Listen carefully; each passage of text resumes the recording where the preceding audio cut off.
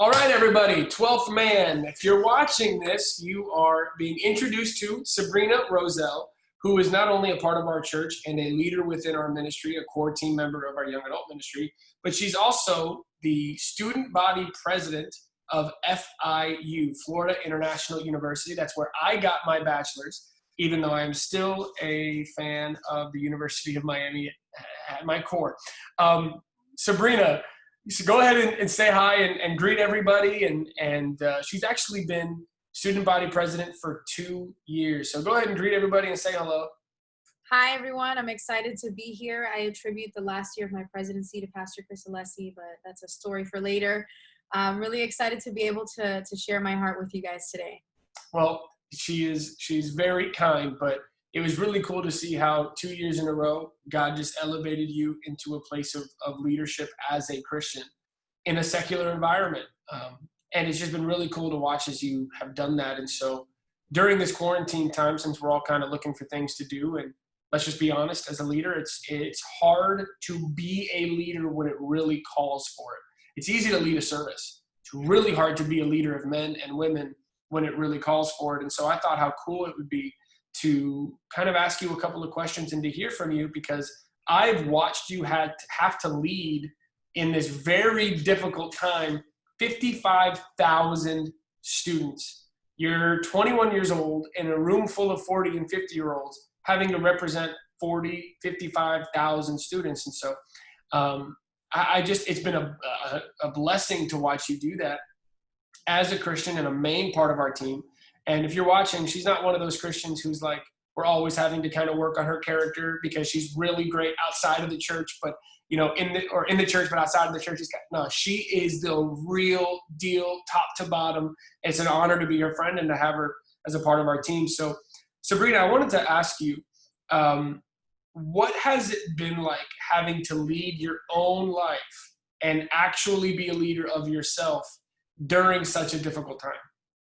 Yeah, so I'll start by saying that I don't think that anybody could have anticipated that in such a short amount of time we would be where we're at right now. I mean, things are changing by the minute, and at least from a university standpoint, for college students that had their entire semester planned out, if you're involved on campus, even if you're not involved on campus, you had this idea of what your semester was going to look like. And as a student leader, I'll say that first, I'm really thankful for the book Up Next. It's actually in my room right now. And I don't say that just to kind of toot your horn, Chris, but as I've been really thinking about how as a leader, I can first lead myself so that I can lead other people through this. A lot of what I've been able to kind of pick up on has come from the things that I learned from a book that you wrote. I think that it's been challenging because even my own self, right, in my own flesh, I had this perfect picture of a senior year and a perfect graduation and the perfect way to complete all the initiatives that I thought I was going to be able to start and finish. And then all of that was kind of ripped away from one day to the next. But not only do I have to process that, but I also have to process now leading our students and focusing on their needs while kind of processing my own situation, right? So I think that a lot of that has been me being intentional first about leading myself and feeding myself spiritually, which you'd think that just because we transitioned to quarantine mode that, oh my God, there's this abundance of time to be able to do all these things that we couldn't do before. And although an aspect of that is true because I don't have to spend time in traffic to get to campus, there's just Zoom calls every hour on the hour. And it almost seems like life kind of got busier, but there's still a little bit more flexible time. But I will tell you that just that intentionality piece of feeding myself for the sake of, one, keeping my own sanity, but also two, being equipped to lead everyone else and give them the calm that they kind of need amidst this crazy storm has definitely helped me. So. Well, Sabrina, that is really touching that you would reference my book, but the crazy thing about it is the average youth group probably has less than 50 students. The average young adult ministry is probably around the same. I think they say less than 10% of youth and young adult ministries are over 100 people. So anyone that could be watching this is probably dealing with a significantly smaller amount of people than you, as you've had to represent. How many exactly is it? How many students go to FIU? It depends on the day you ask, but the number that they always give out is 57,000. Um, yeah, 57,000. yeah. So you had to make decisions, and I only know this because you've kind of allowed me to be a part of some of your processing in some of these big decisions. But I mean, you're talking about a bunch of seniors who were supposed to have graduations and walk across that stage for commencement, and they're not going to do that now. I'm assuming there's master's graduates and graduates of other programs that were all going to graduate. They all saw their year playing out a certain way. There are scholarships that are affected. There are athletes that are affected.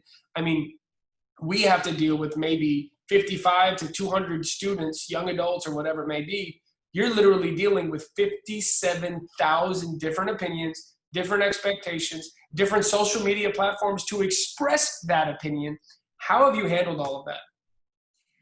I'll start by saying the grace of God. I certainly, it has been challenging because students are now hyper attentive to things that are going on, at least at the university level, right? I mean, people that weren't necessarily engaged with decisions that President Rosenberg makes, which is the actual university president, or even student government, are suddenly now paying attention, right? So, I mean, it could be a good thing, it could also be a bad thing, but people are more engaged and are expecting a different level of responsiveness. So it's been managing that expectation and being attentive to what students actually need and being able to translate that into action, right? But just because a student thinks, and I'll give you an example, right? Something that actually came before the board of trustees of the university was this whole pass fail model for grading, right? And I don't want to get hyper technical about it, but pretty much it was a student that said, hey, I want this for all spring graduates because we should all have the option to have pass fail. But they wouldn't ever stop to consider the negative implications, right? So one student's demand that they think is the best interest for the entire student body really isn't. So it was a matter of taking that opinion, communicating with administrators, finding a middle ground that can help the students that want that option, but also still not being detrimental to the GPAs of other students that don't necessarily want to opt in for that option, and kind of balancing that whole dynamic, right? I mean, and there's students that just sometimes won't be happy no matter how hard you try, but it's more of when you have a vision and an understanding of what's going to benefit students the most, right? Across the board is when you kind of have to make that decision. But I mean, again, it's been challenging, but it's been weighing out that balance. Well, you've seen us have to do that in the church realm. As you know, we had weekly young adult meetings and services, and we've had to reevaluate how do we continue doing what we are born to do in a way that cooperates with what's going on right now. And there's a lot of youth pastors right now trying to figure that out. And the worst part is, and I don't know if this necessarily applies to what you're going through, but the worst part is that we've already been comparing ourselves to other youth pastors, other young adult pastors, and other leaders and what they're doing. And then all of a sudden this happens. People are paying, like you said, paying way more attention to social media and what other churches are doing. And now it's like, how in the world do we continue to reevaluate our entire model and not compare ourselves to other people? So I don't necessarily know if you deal on the university level with comparison to like other universities and such, but I do know that you deal with very high stress. Is what we're doing enough? Yeah. How do you deal with that burden of is what we're doing enough? Which in a normal life is already a hard enough question. But now during this kind of season, it's even heavier. How do you deal with that? I think that part of it is someone like me, I'm a planner, and I like to plan every detail out of anything that I'm about to execute, whether that's in church, whether that's at FIU, whether that's in my own personal life. I like to have a detailed plan for how things are going to look like before moving forward and acting. But I'll actually want to bring this back in the church context. When we were planning out some of our things that we wanted to do to reach people virtually, I'll never forget a conversation we had, and it was more of like, okay, this is great, but when are we going to actually turn this into action? And at first I was like, whoa, Chris, like, relax. But then in my head I was like, no, like, he's so right. Like, we just talked about this yesterday. There should be no problem putting this on pen to paper and actually acting out and then figuring out the details as we go. And I've kind of applied that in FIU, right? So we're doing Instagram lives, randomly jumping on, engaging with students. Again, they're on social media. That's where they are. They're in the Where they digital. live. They practically live there. That's their new housing, right? I mean, they spend hours and hours on social media, even TikTok. I mean, all these platforms. So what are we doing to actually reach them? And it's not this whole long song and dance of planning, right? You don't need to have a detailed plan.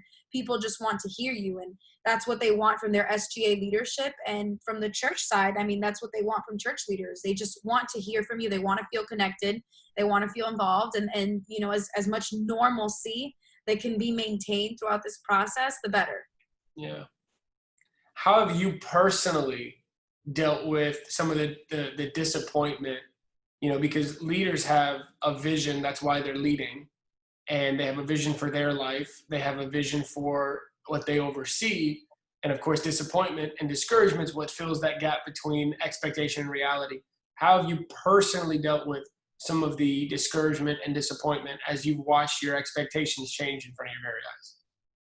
Yeah, I think that definitely that's, I don't want to say an area of master. That sounds kind of dark, but it's just an area that I've had to kind of deal with, especially thinking about life after graduation. I had obviously this perfect picture of all these graduation activities and all that stuff.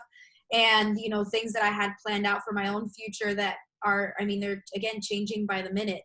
And just as much as these are things that I thought were the perfect plan for my life, I have to recognize that God has a different plan. And I mean, he hasn't failed me, and I don't think he's going to start failing me yet.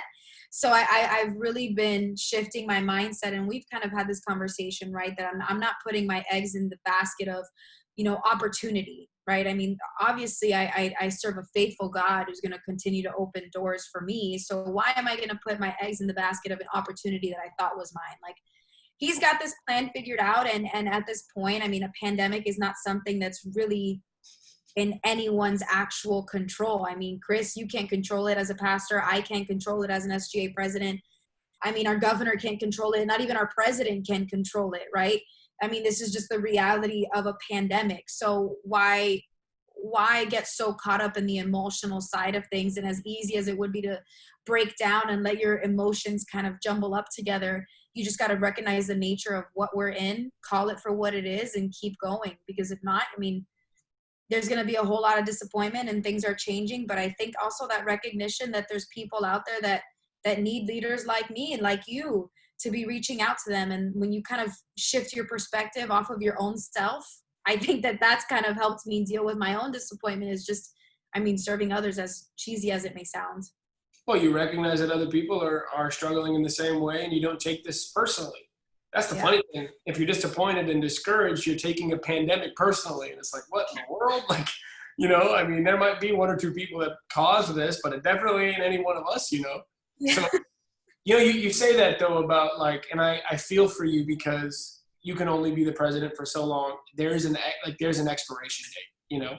And so you have a time frame in your mind of, I'm going to achieve this much in this amount of time. But that's really not just unique and specific to what you're going through. Because I remember when I was the youth pastor, I started at 19 and I ended at 24, moved into young adult ministry. And now I serve the church in a myriad of ways. But I remember when I came to the end of my time in youth ministry, I felt so tired by things that I used to love. I used to leave Wednesdays so hype, or Fridays so hype, and then I'd leave and now I'm exhausted. And I remember talking to my senior pastor, my dad, and I'm like, I think my time is done. But I felt so guilty. And I felt guilty because I had seen some of my mentors do it for longer. And I also thought I would achieve a little bit more. Yeah, you know, we were the first youth ministry team in our church's history to get our youth ministry up and over 200 kids. We had always been at the 60 range. We got it to 200. It was amazing. At the same time, the minute you start to achieve, you want to achieve even more. Yep. So there's always an aspect of unmet expectations. I thought I would be way better than this at this point. You know, I guarantee you, we all thought we'd be better preachers than we actually are. We all thought we'd be better leaders. We all thought people would like us more than they do. You know, we all thought that. But what I've just kind of come to admit to myself is this single incident seems to like wave a really big stick. So yes, like the implications of this unexpected thing is pretty massive, But this is no more unexpected than anything else in life. People get divorced and they never thought they'd be divorced. People, people get diseases and they never thought they'd get cancer. They always thought somebody else would. There are people all over the country still smoking cigarettes and they believe in their mind they won't get lung cancer, and all of a sudden they do. So the truth is, there's nothing more unexpected about this. It just wasn't really on our radar, and now it is. But the truth is, so many people are really being given an opportunity to stand up when everyone else wants to sit down. Yeah. Everyone is being given an opportunity to stand up when everyone sits down. And, you know, to transition into something here, and it's going to bring me to my next question for you. I think we're all finding, as people under 35, that we're grateful that we're not the main leader. We're all becoming way more thankful that there are people above us that can lead us. And one of the things I'll say about you, Sabrina, is one of the reasons why you're such a great leader is because you really are a good follower. You really, you give us headaches right at first, but we know by the time you leave, you are a great follower. You listen and you allow yourself to be led, and in that way, you can lead other people. I think our generation, who really has believed from the beginning, if we could get the senior leadership out of the way and put the things in my hands, this church would grow, this team would grow. But now we're being given literally the gift of recognizing the value of older, more experienced people, steering our ship. What would you say has been the benefit of some of the senior leadership, even at FIU?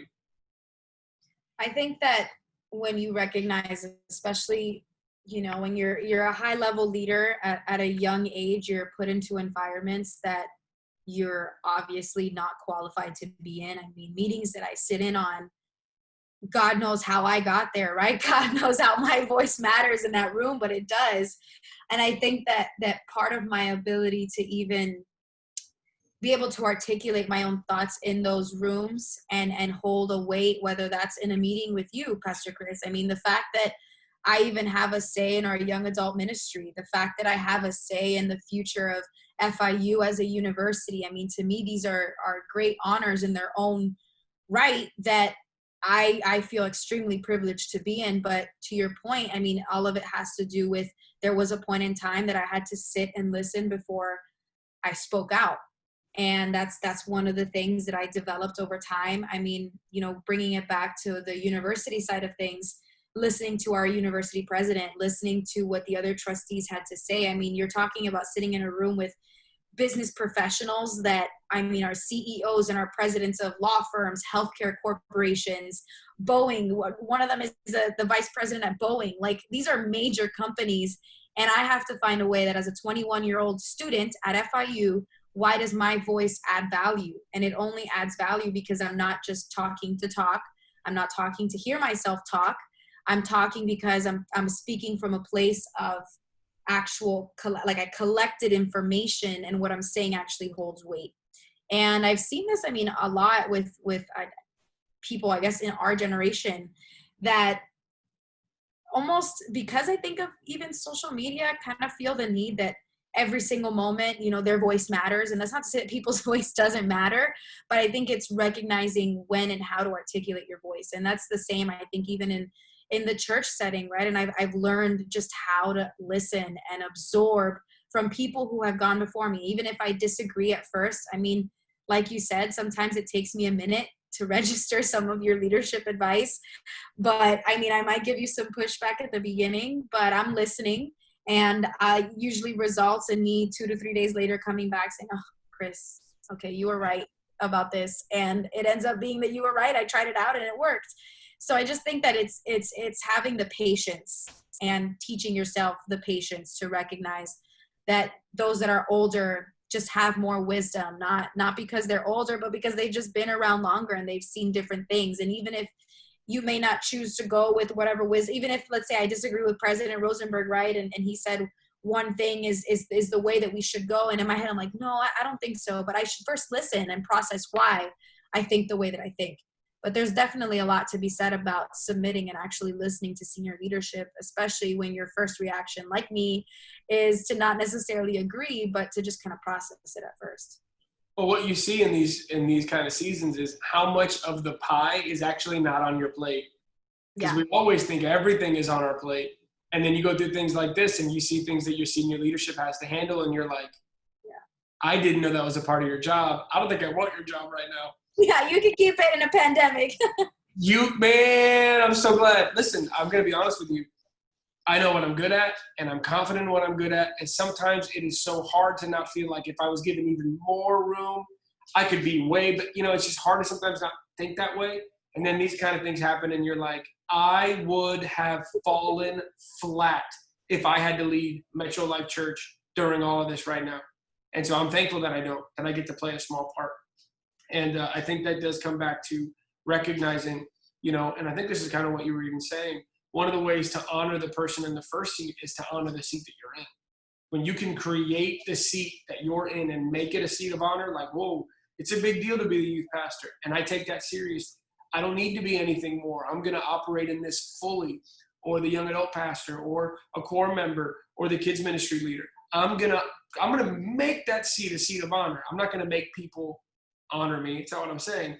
I'm going to say I honor what I have. And by doing that, you end up honoring what other people have as well. And then you really are thankful when these kind of things happen for them. One last question, and then we're going to be done here. But I think when you're a young leader, especially in the church, you pray that God would bring influential people to you. We all want the athletes. We all want the student government. We all want that because we want to feel like when we speak, influential people are listening so they can take that message further than we can. What would you say to any of the pastors out there, the young pastors, the youth pastors, whatever they may be watching this? What would you say as somebody who, you definitely have a heart for ministry, but man, you have a heart for politics too.